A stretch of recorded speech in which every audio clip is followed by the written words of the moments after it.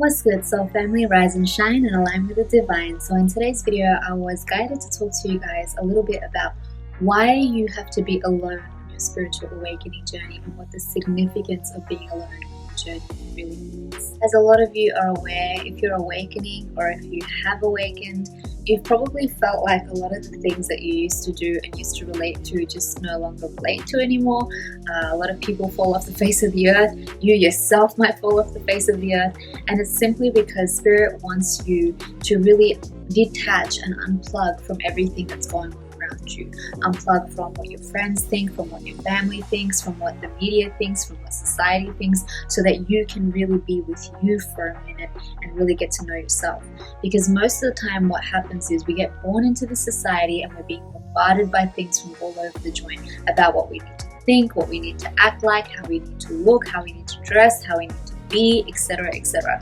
So being by yourself means that you get to reclaim your power. It means that you're able to just take yourself out of the equation from everybody else's expectations of you and really get to know who you are deep down, what you like to eat, what you like to wear, how you like to speak, who you want to be on this planet. See yourself as like a computer, and you're easily programmable by everything that's happening around you. Like in music, they use subliminals. In television, they use subliminals. They're constantly telling you what to think. And this is why I think it's really, really important to reprogram your subconscious mind. I do have some affirmations videos that I've made on this channel to help you to reprogram your subconscious mind with really powerful and strong affirmations that are positive in nature and that are going to help you to lift and raise your vibration. But in saying that, it's kind of like I was saying, you're like a computer system. And if you're running on an old operating system, say you're running Windows 98 on a Mac, right?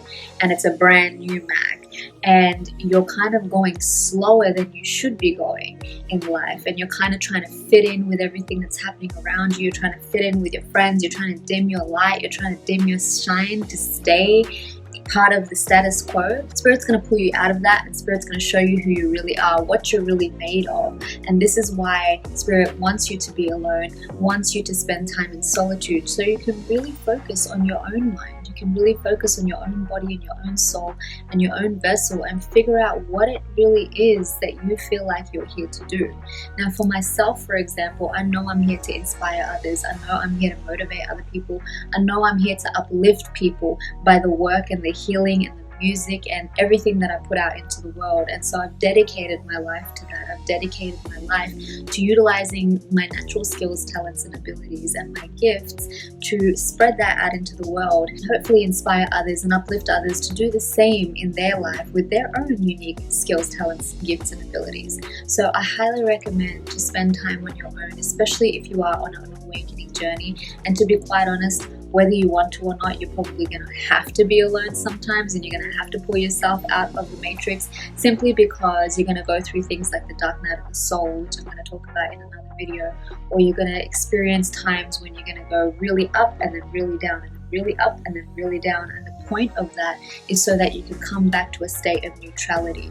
It's also trying to help you to become a sovereign being. So the more you can let go of the outside, let go of people's expectations, let go of society's expectations of who and what you should be, the more you're going to be able to come back into alignment with who you really are and come back to the center and core of your being and what makes you truly happy on this planet. I highly recommend using that time and utilizing that time that you have by yourself to really go deep within yourself and do some shadow work. Shadow work is basically, grab a journal, grab a pen, and write down all of the things that you've been carrying inside. Any anger, any rage, any grief, any trauma, childhood wounds, resentment, anything that you're carrying inside, any pain, sadness, sorrow, grief, write it all down, fam. Get it out of your system. Even if you're scribbling and you're going all out, just do it, because it's better out than in. And once it's out, sometimes when you read it back to yourself, you're like, damn, I didn't even know I was carrying that much heaviness within my being. And the more you can release it, the easier it's going to be for you to actually open up as a vessel to source and to become more sovereign and to become lighter in your own be. And once you've written everything down, I recommend to just burn it, because the energy of fire is here to cleanse and transmute energies.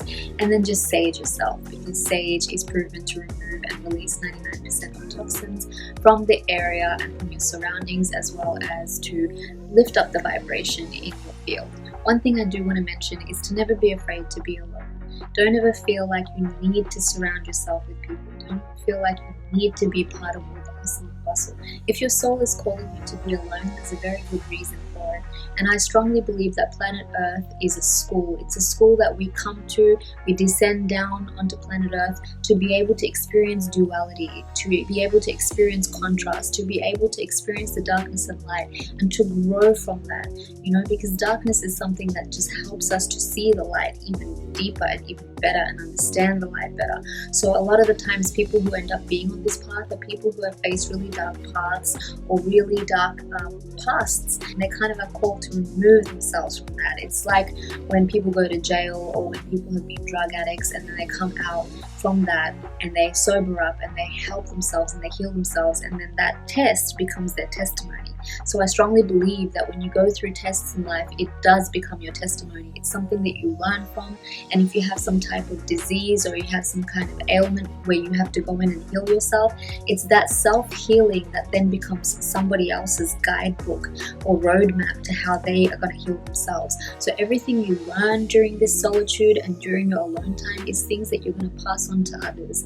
The greatest gift that we can give to others is from our own learnings and our own experiences, and cultivating healing from within so that we can then pass it on to other people. Because the more we share, the more we give outwardly, the more we're able to receive in return.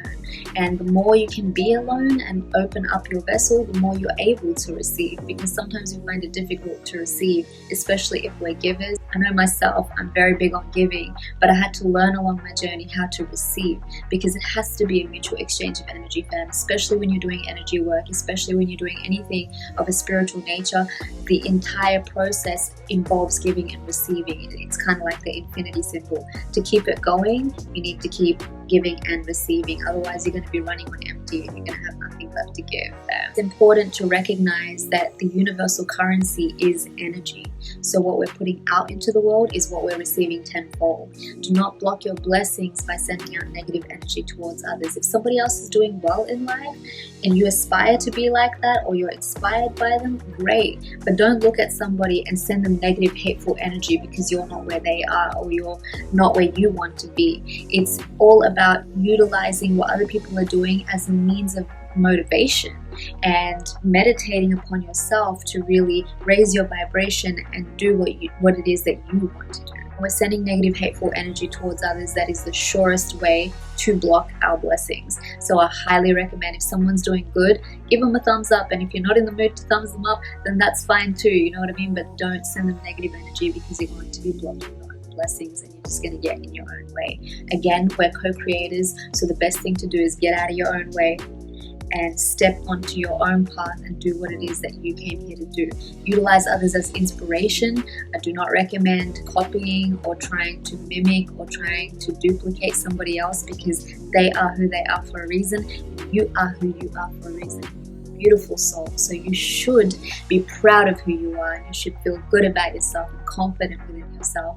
And being that way is what's going to help you to elevate step by step every single day to becoming the greatest version of yourself. So again, fam, do not be afraid. The only reason Source pulls you off the grid, the only reason Source wants you to be alone, is so that you can really get to know who you are and what your purpose is on planet Earth, so that you can really realize what it is that you came here to do, and you can begin cultivating the path towards that. So I hope this video helps you guys. Take care, stay blessed, stay high vibing, and I'll see you guys in my next video.